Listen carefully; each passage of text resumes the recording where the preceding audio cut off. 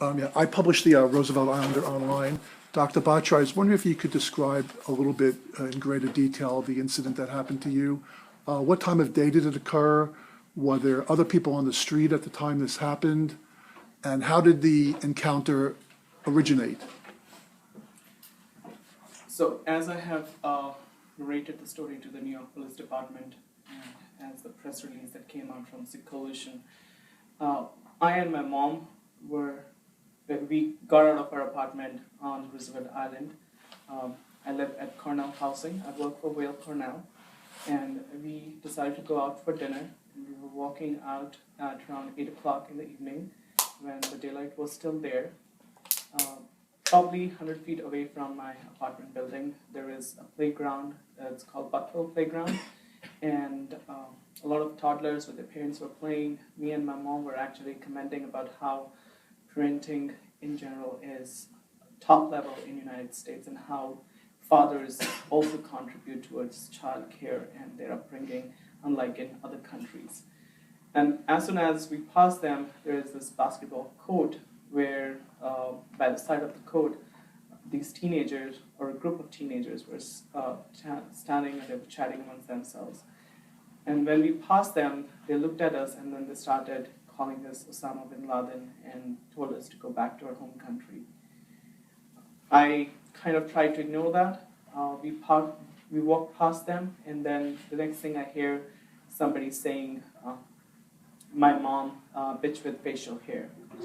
Both of us are Sikhs, and as religion practice of not cutting our hair. So when I heard that and it just kept on repeating, all of them were shouting at us. I decided to stop and go back and tell them that this is being disrespectful. They're not just crossed the line of racial slur, but they have also dishonored a woman. I wish they could see beyond her appearances how kind she is. And as a mother, she's always been very protective. So I went back and told them the same thing, that this is being very disrespectful and they need to stop. And that time they got even more agitated and started calling me the F word and calling my mom the F word. Thereafter, they encircled me, and the next thing I realized, somebody punched me from the back, in the back of my neck. As I started to turn around to see who he is and trying to hold him so that he doesn't attack me again, somebody from the front attacked me and hit my face. At that time, I realized that this assault is going to go further down if I don't take a stance. And as soon as they realized that I'm ready to defend myself, they took a step back and I pulled out my phone and dialed 911. The moment they saw that I'm speaking to a responder, they got scared and they started running around. I was in a lot of pain by that time and I was getting dizzy. So I tried following some of them, but I couldn't. I was able to follow one teenager who went to one of the neighborhood buildings. My mom was following me, and she also saw all of them going to those buildings. And the only way you can enter those buildings is if you have the key to the front door. So those teenagers that live there, and maybe they have seen us before. Me and my mother, we always take a walk in the evening. So they must have seen us before, but this time they were very loud and they said what they shouldn't have said in the first place. So NYPD came, I and my mom waited in the security office at the Roosevelt Island, where I started narrating the incident. And at that moment, the security officer sitting at the front desk looked at the video surveillance cameras and asked me, turned around the computer screen and asked me if this is the place where the incidents happened, and I recognized that place. I started having a lot of pain by that time, and I told the NYPD officers that if they could take me to the ER. They called EMS and I was taken to the hospital.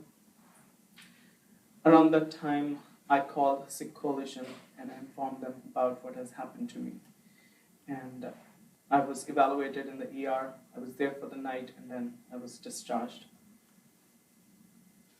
Can you also describe your interaction with the NYPD hate crime unit and the detectives of the 114th Precinct, as well as the Roosevelt Island Public Safety Department? Sure. So When I went to the Public Safety Department office, I informed the officer sitting over there that I was physically assaulted. He said that he's going to radio other officers in the neighborhood who will come and investigate it. I also told the officer that the kids are running around and it will be nice if somebody can catch them and kind of hold them until NYPD comes. But by the time security officers came, those teenagers had already ran into the buildings. NYPD did ask me certain specific questions about the identity of those teenagers, which I told them whatever I could. And there was an incident when they asked me about my ID. I pulled out my driver's license, which is from Massachusetts, and the narration was stopped at that time, and I was being questioned why I don't have a New York police or New York State ID, and why I'm still carrying Massachusetts ID. After I finished my narration, as I said, I was feeling a lot of pain in my neck, and at that time I told them I need to see a doctor. And they asked me a couple of times, am I sure I need a doctor, or is it just a little bit of pain? And I said that I definitely need to see a doctor. When they called EMS and got the ambulance. They being NYPD or Public Safety? NYPD. Public Safety Department officers, besides asking me the question of the place where the incidents happened, they didn't ask me any further questions. That investigation has been taken over by the hate crime task Right. force. So, and Yes. what has the hate crime task We'll force? take that and we'll come. I think Gurjot can answer that question because she met Chief of Hate Crime Task Force. They're definitely investigating the case fully. They're actually investigating both cases to the fullest. There aren't any details that can be disclosed at this time, but the hate crime task force is on it completely. Yeah. I have a couple of questions, Dr. Batra. As you know, I live on Roosevelt Island, so bear with me. Number one is when the public safety people reviewed the video, was that live video? Did it capture anything, or was it just, is this the location? So when they turned the screen towards me, they wanted me to identify the spot where the incidents happened, which I did. Beyond that, I know they were looking at the screens, but I don't know if they have the recording and whether they have made it available to the hate crime task force yet or not. And the second question is,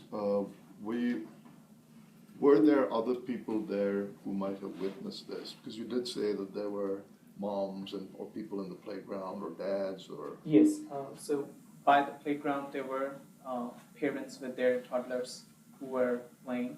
Now I don't know if they actually heard what was going on and they could respond, but there were people. And then the basketball court had a few youngsters also playing basketball who definitely would have seen what was happening. In fact, one of young lady, she seemed to be playing there, came forward and tried to stop these teenagers from attacking me. So certainly there would be witnesses who should have seen it. Thank you. And also, how long did your incident take place? Question first. So probably the instance took around 8:10, 8:15, and it probably lasted between them starting this racial slur and then physically assaulting me. It probably lasted for 10 minutes. As to